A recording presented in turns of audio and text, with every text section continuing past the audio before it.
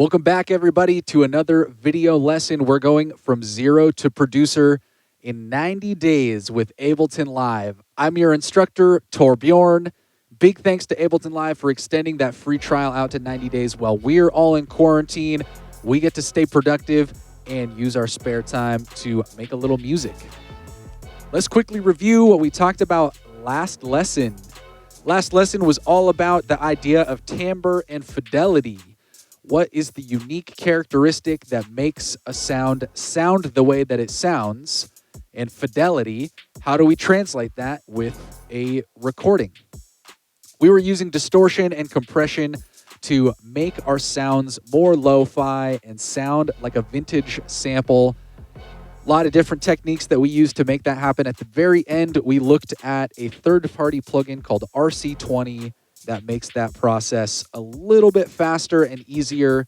Well, that was the last video, and this is this video all about glitches. In a lot of traditional music, we're familiar with instruments like drums, bass, piano, guitar, vocals, horns, and woodwinds. We know and understand how those instruments are used to create rhythms, melodies, and harmonies. If there's a sound that comes from these instruments, but it's not natural, or where it comes from some sort of like recording or computer error, broadly speaking, we can categorize that sound as a glitch, something that's unnatural. With Ableton and our imaginations, we can recontextualize those unnatural sounds as music. So I wanted to look at a couple different ways that we can do that today. Glitch sounds are very, very common in electronic music. I've got a couple loaded up here, and I just wanted to play this one for you. It came from a glitch sample pack that I downloaded, but as we can tell, it's like not a natural sound. It doesn't come from an instrument that we're familiar with. It's kind of erratic. The pitch changes really fast. If something makes a sound, it has a pitch. Every sound has a pitch. And so if something has a pitch, then we can make it be in key with our song. So this pre-made glitch sample we can use to explain this. So we can either use our tuner audio effect, or we can do it by ear, which I've done here, to figure out what notes make up this sound. So here's our glitch sound again. And then here's all of those pitches played by a piano. Sounds pretty similar. You can hear that the pitches are the same in the piano as they are in the glitch. And so now that we've got those pitches sounding the same, we can go in here and we can hear that we've got an F, we've got a C sharp, and we've got an A. So this actually creates an augmented chord, but we can loosely use the relationship between the first and the third, the F and the C sharp, which is a major third, to like derive a key signature from this. This one's a little bit different because we also get that F sharp, which puts us either in a mode or not starting on the root note of a different scale. We can act as though this F is our root note. And then we can add a drum beat, and we can add a bass line, and we can add some more glitch sounds, and all of a sudden, contextualized, this thing is going to sound like it's part of a song.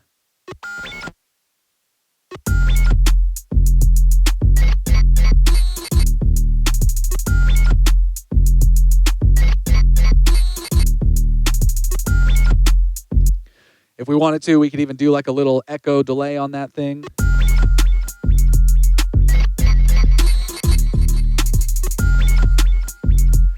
And when we give some musical context to it, and we hear those pitches and we hear the rhythm that comes from it, obviously the second glitch sound here I've chopped up and I've put it on the grid.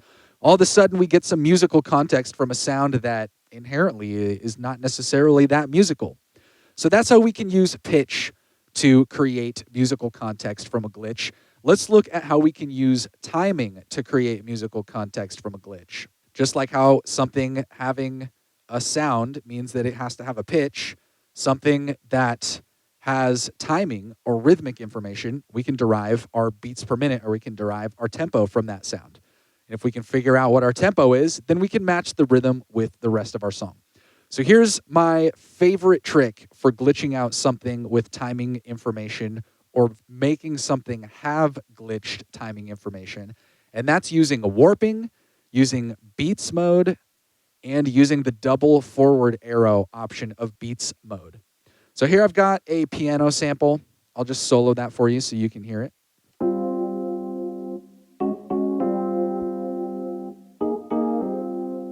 And so as soon as we put this into beats mode, it's going to try to figure out how to stretch and contort this sound because we're warping it. And the way that it's going to try to do that is by playing the sample until it runs out of sound. And then it's going to like duplicate some extra information, or it's going to use some silence, or it's going to play that sound back in reverse to fill those gaps.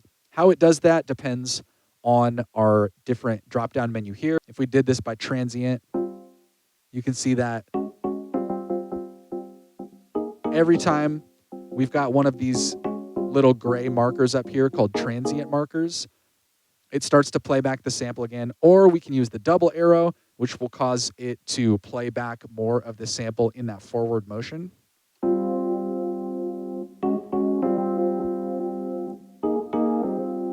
Or we can go forward and backward, and it'll play some of that sample back for us in reverse.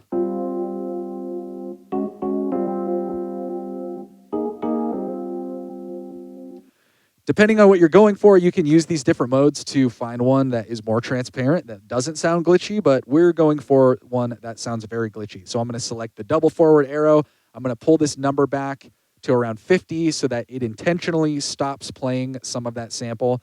And I'm going to preserve timing. Let's start with our eighth notes. So you can see that every eighth note that it goes through in terms of rhythm, it tries to like play some of that sound back. It checks again and starts playing the sample. If we set that to 16th notes, that would happen more often.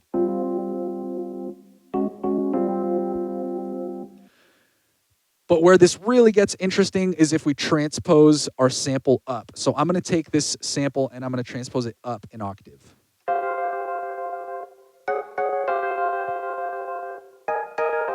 And then it really starts to make it glitchy.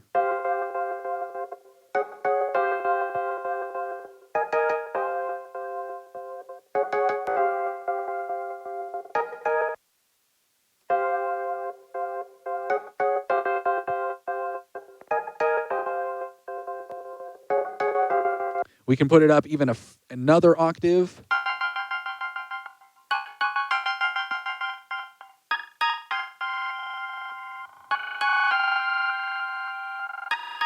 To create kind of a fluttering sound. If we set it to 1 bar, then it really checks not very often, and we'll get an extended amount of those glitches.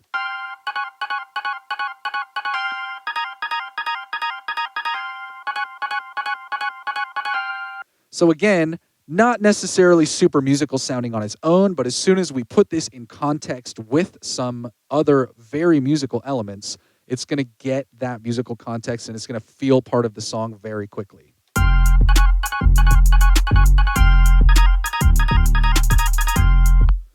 That's with 1 bar. Let's try a half note.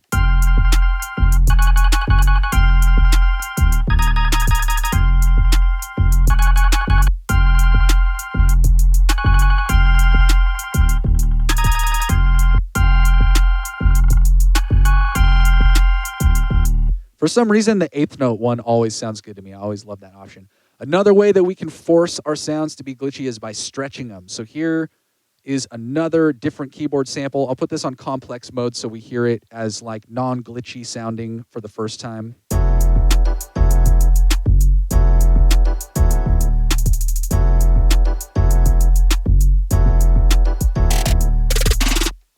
So if we were to press this ×2 button, it's going to make this sample play back at half speed, meaning that each phrase is going to play for twice as long.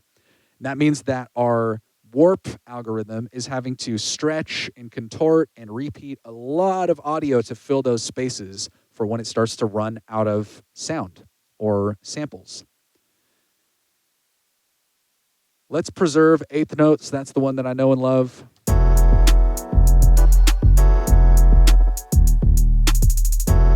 Let's try it on quarter notes. We kind of getting some stuttering effects. I kind of liked bar. Transient is always an interesting one because you can right-click here and you can add transients, insert transients, and now we've got an extra, if it'll let me add it, we've got an extra one of these little gray spots, and so it's going to check again for new audio information and start playing the sample back again when it goes over this.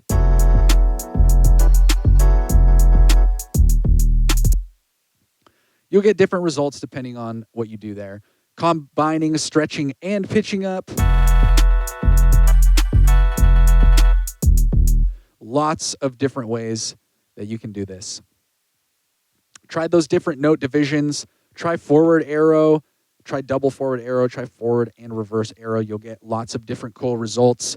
Warping makes it super easy. It's built into Ableton, so this is like comes for free with the program. We're not relying on third-party plugins. A lot of power within the software. Last but not least, textural glitches. As we go deep down the rabbit hole of cool-sounding glitches, we may find ourselves enjoying sounds that are not inherently melodic or rhythmic. They're just glitchy and weird, and we're starting to get a taste for enjoying those sounds. I know I am.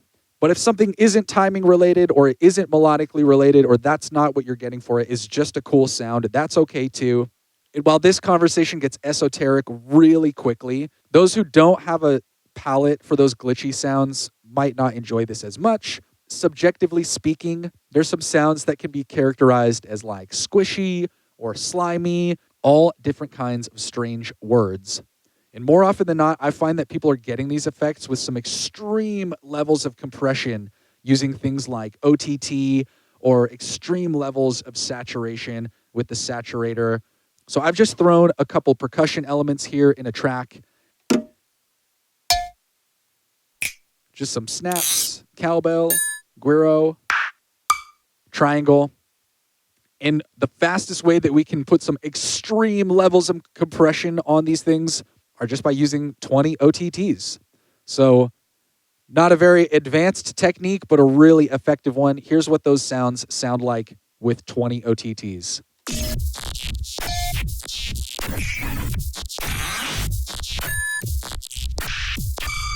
Very, very different result just from adding that extreme level of compression. It's taking every tiny little detail of our waveform, zooming way, way in and just maximizing each one of these dots all the way up to the top of the ceiling as loud as they can go, making them last for as long as possible. If something has more high frequency than low frequency, it's balancing that tone out so that all things are flat, tonally speaking as well.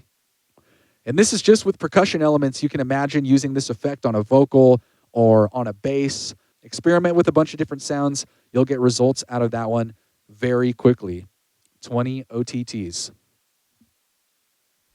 Well, thanks everybody for watching another lesson, for tuning into this video. Thanks Ableton Live. Again, Ableton, big thanks for extending that free trial out to 90 days. Hopefully those of you who are glitchy, trappy, dubsteppy, electronic music, IDM, interested producers, hopefully you found some useful stuff in this video. And stay productive and make lots of beats. Happy producing. Peace out.